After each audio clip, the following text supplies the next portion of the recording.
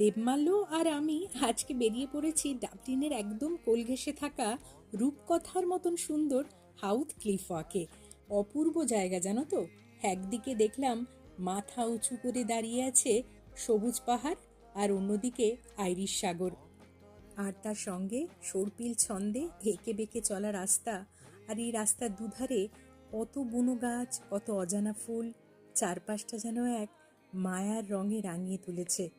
মাঝে মাঝে যখন আমরা হাঁটতে হাঁটতে ক্লান্ত হয়ে পড়ছি, তখন সমুদ্রের নোনা হাওয়া গায়ে এসে লাগছে, নিমিষেই সব ক্লান্তি দূর হয়ে যাচ্ছে। আমার যেন তো বারবার মনে হচ্ছিল প্রকৃতি যেন এখানে রূপ বদলাচ্ছে, কখনো শান্ত, কখনো ভীষণ বুনো, আবার কখনো স্বর্গীয় দৃশ্যস্বরূপ। এই নীল আকাশ, এই নীল সাগর সত্যি মায়ায় বেঁধে ফেলেছে।